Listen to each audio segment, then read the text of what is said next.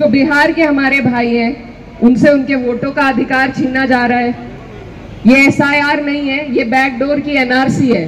School के merger का नियम सरकार लाई है। गरीब आज ना अपने बच्चे पढ़ा सकता है, ना अपने बीमार का इलाज करा सकता है। आप लोगों ने ऐसे वक्त में मेरे वालिद साहब को यहाँ से जिताया था जब टीवी वाले भी दावा करते थे कि चौथे नंबर पर रहेंगे। सिर्फ हमारे भले ही एक ही विधायक हो पंकज भैया, लेकिन भाजपा का भी एक ही विधायक है। बाकी जितने विधायक हैं वो समाजवादी की वजह से बने हुए हैं। तो ये पूरा जिला हम जीत सकते हैं। राष्ट्रीय अध्यक्ष जी मुख्यमंत्री बनेंगे तो एक एक व्यक्ति उनकी सरकार आपने हमने देखी है, महसूस किया है क्या ताकत होती है उस सरकार में। तो उनका एक एक व्यक्ति, एक एक कार्यकर्ता मुख्यमंत्री बना रहता है। ये मेरी बेइज्जती नहीं है, मैं इतनी बड़ी नहीं हूँ, मैं आप सबकी बहन हूँ, बेटी हूँ, लेकिन ये उस पद की, उस सदन की बेइज्जती है जहाँ पर आपने मुझे भेजा है। लड़ना भी जानते हैं और पढ़ना भी जानते हैं, तो हम अपनी कलम की ताकत से लड़ाई लड़ेंगे और अंत तक की लड़ाई लड़कर इन्हें दिखाएंगे और जीतेंगे भी। मुजफ्फरनगर समाजवादी पार्टी कार्यालय पर उपस्थित जनपद से, आसपास से आए सभी हमारे बड़े बुजुर्ग भाई, मेरी माएँ बहनें, और साथ ही मैं सबसे पहले धन्यवाद देना चाहती हूँ हमारे जिला अध्यक्ष जिया चौधरी भाई का, जिन्होंने बहुत ही खूबसूरत कार्यक्रम का बहुत ही कम समय में आयोजन कराया।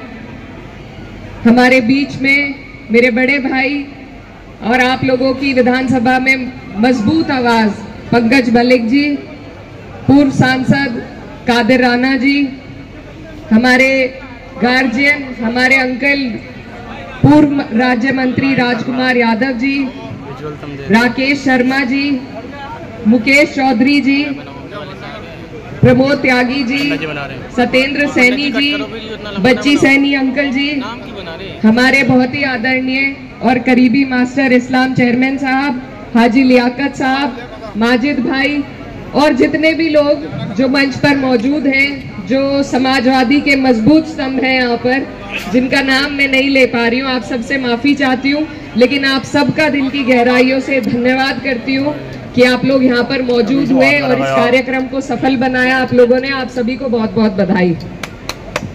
आज जिस विषय में हम लोग यहाँ इकट्ठा हुए हैं वो इतना गंभीर विषय है कि आज हमारा जो संविधान है, आज के दिन आरक्षण मिला था, लेकिन कुछ लोग जो सत्ता में बैठे हैं, जो सरकार में बैठे हैं, वो रोज कोई ना कोई ऐसी योजना को लेकर आ रहे हैं जिससे संविधान की ताकत को कमजोर कर सके।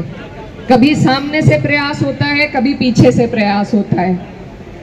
आप ये देखिए, अगर संविधान नहीं होगा तो हम जैसे लोग जो पिछड़े हैं, जो अल्पसंख्यक हैं, जो दलित हैं, जो वंचित हैं, जो शोषित हैं, उनकी सुरक्षा कोई नहीं कर सकता। मैं नमन करना चाहती हूँ डॉक्टर भीमराव अंबेडकर साहब जी को, जिन्होंने हमें यह अनमोल तोहफा दिया। ये एक सुरक्षा कवच है हमारे सभी लोगों के लिए। इसी से हमें हमारे अधिकार मिलते हैं नागरिक के तौर पर सर उठा के इस देश में जीने के लिए। आज ये सरकार हमें ऐसी स्थिति में लाकर खड़ा कर दिया है कि हमें खुद ही अपने संविधान की सुरक्षा करनी पड़ रही है। जो चीज हमारे लिए सुरक्षा कवच के तौर पर बनाई गई थी, उसकी सुरक्षा का दायित्व भी आज हमारे ऊपर डाल दिया है। ये ऐसी बेईमान सरकार है। तो इस सरकार को, इसकी नीयत को हमें करारा जवाब देना है। ये आज हम और आप सब मिलकर यहाँ से संकल्प करते हैं, क्योंकि जब तक हम बदलाव नहीं करेंगे, जब तक हम इस सरकार को नहीं बदलेंगे, तब तक ये इसी तरह के नियम लाती रहेगी। आज हमसे, हमारा जो बिहार के हमारे भाई हैं, उनसे उनके वोटों का अधिकार छीना जा रहा है। ये एसआईआर नहीं है, ये बैकडोर की एनआरसी है, जिससे ऐसे लोगों को जिनके पास कागज नहीं है, यहाँ पर सभी लोग ग्रामीण क्षेत्र से भी ताल्लुक रखते हैं। कितने लोग हैं जिनके पास अपने घरों के कागज वहां मिलेंगे, या बिजली के बिल मिलेंगे, या पुराने हमारे बाप दादा के टाइम में कहाँ बर्थ सर्टिफिकेट बनते थे। कभी कभी जब म्यूनिसिपैलिटी में आग लग जाती थी तो सारे रजिस्टर वहीं खत्म हो जाते थे। तो आज वो लोग कहाँ से कागज दिखाएंगे। और मुझसे पहले वक्ताओं ने कहा कि जो 60 लाख 55 लाख लोग जिनका नाम निकाला जा रहा है, अगर इतने लोग बाहर से आकर बसे थे इस देश में, तो पहले सरकार क्यों आंखें बंद करे बैठी हुई थी? अब चुनाव से सिर्फ 2 महीने पहले उनके खुद के अपने मंत्री का कहना है, बिहार से जो है, मैं नाम नहीं लूंगी लेकिन आप लोग सब उनका बयान समझ सकते हैं, वो कह रहे मुझे ही नहीं अपने कागज मिल रहे। तो जो लोग सत्ता में बैठे हैं, जो सिस्टम में बैठे हैं, जब वही अपने कागज नहीं ला पा रहे, तो आप और हम और जो अंतिम कड़ी में खड़ा हुआ व्यक्ति है, वो कहां से अपने कागज ला कर देगा? तो ये और कुछ नहीं है, ये सिर्फ और सिर्फ आपको और हमें हमारे वोट के अधिकार से दूर करना चाहते हैं। उत्तर प्रदेश की अगर बात करें तो जो स्कूल के मर्जर का नियम सरकार लाई है, गरीब आज ना अपने बच्चे पढ़ा सकता है, ना अपने बीमार का इलाज करा सकता है, ना बिजली की समस्या इतनी बड़ी है, लेकिन सरकार को किसी की नहीं पड़ी है।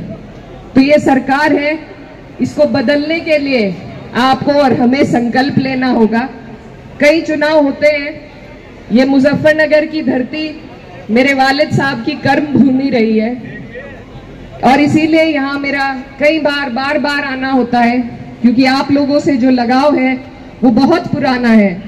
आप लोगों ने ऐसे वक्त में मेरे वालिद साहब को यहाँ से जिताया था जब टीवी वाले भी दावा करते थे कि चौथे नंबर पर रहेंगे। तो मैं उसके लिए भी आपका धन्यवाद करना चाहती हूँ कि आप लोगों ने यहाँ से उन्हें जिताकर संसद में भेजा, उन्हें अपनी सेवा करने का मौका दिया। इसका एहसान मैं कभी नहीं भूल पाऊंगी। लेकिन आपसे ये जो लगाव की डोर है, ये तभी से बंधी हुई है। और मैं बस यही कहना चाहती हूँ कि ये जो हमारा 24 का चुनाव था लोकसभा का, हम पश्चिम में कैराना भी जीते, हम सहारनपुर भी जीते, हम मुजफ्फरनगर भी जीते, और ये जीत आप सबकी है। और आपको आत्मविश्वास दिलाने के लिए मैं ये आई हूँ कि यहाँ पर सिर्फ हमारे भले ही एक ही विधायक हो, पंकज भैया, लेकिन भाजपा का भी एक ही विधायक है। बाकी जितने विधायक हैं वो समाजवादी की वजह से बने हुए हैं। तो ये पूरा जिला हम जीत सकते हैं, ये पूरा का पूरा जिला हम जीत सकते हैं और हम जीतेंगे।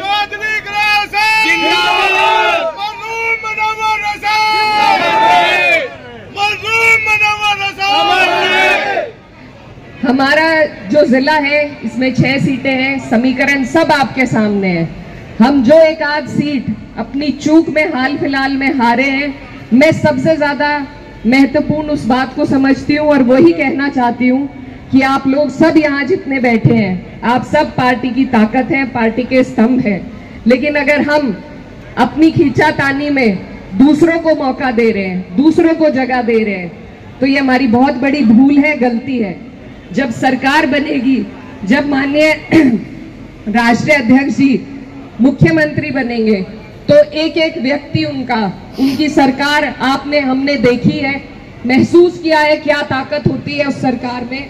तो उनका एक एक व्यक्ति, एक एक कार्यकर्ता मुख्यमंत्री बना रहता है, इसलिए आपस में झगड़ने की कोई बात है ही नहीं। और हमें बहुत सूझबूझ के साथ, मेरे भाई यहाँ खड़े हैं बहुत सारे, फोटो हम ले रहे हैं, लेते भी रहेंगे, लेकिन हमें बहुत खामोशी और संजीदगी के साथ तैयारी करनी है। यहाँ जितने भी लोग मौजूद हैं, ये कोई एक एक व्यक्ति नहीं है, इनके एक एक के पास मुझे मालूम है पूरी की पूरी विधानसभा को प्रभावित करने के वोट यहाँ पर एक एक आदमी लिए बैठा है।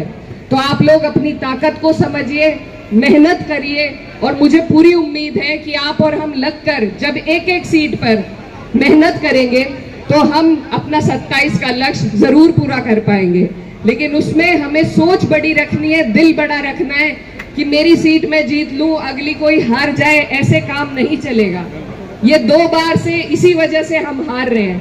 पिछली बार के अगर हम आंकड़े उठाकर देखेंगे तो बहुत कम वोट, कई सीटों पे 100, 150, 350 वोटों से हम हारे हैं। तो हम जितने लोग यहाँ मौजूद हैं, सभी को ये कोशिश, ये मेहनत करनी होगी कि हम अपने लोगों को संगठित करें। टिकट चाहे किसी का भी हो, चुनाव चाहे कोई भी लड़े, आपका हमारा लक्ष्य होना चाहिए सरकार बनाना। क्योंकि अगर इन्हीं बेईमानों की सरकार रही तो आप और हम इसी तरीके से परेशान रहेंगे। हमारे जीने में, हमारे आगे बढ़ने में कोई सुधार नहीं आ पाएगा। तो हमें समझदारी करनी होगी और सिर्फ सड़कों पर उतरकर समझदारी नहीं होती, एक एक वोट को जोड़ के एक एक आदमी को मनाकर तब जाकर हम सरकार तक पहुंच पाएंगे। तो आज संविधान मान स्तंभ दिवस के दिन मैं आप सबसे ये वादा लेना चाहती हूँ कि आने वाली 27 में पूरे के पूरे जिला मुजफ्फरनगर हम जीतेंगे या नहीं जीतेंगे? आप सब मेहनत करेंगे, क्योंकि जब हम एक एक सीट को जीत कर अपने राष्ट्रीय अध्यक्ष जी को देंगे तो हमारा रास्ता बहुत आसान हो जाएगा। और मैं अपने सभी भाइयों को, बड़े बुजुर्गों को, मेरे जो एडीएम प्रकरण में मेरे साथ खड़े हैं, आप सबका धन्यवाद देना चाहती हूँ। और ये मेरी बेइज्जती नहीं है, मैं इतनी बड़ी नहीं हूँ, मैं आप सबकी बहन हूँ, बेटी हूँ, लेकिन ये उस पद की, उस सदन की बेइज्जती है जहाँ पर आपने मुझे भेजा है। और हम ये लड़ाई लड़ेंगे, पूरी हद तक लड़ेंगे, आखिर तक लड़ेंगे।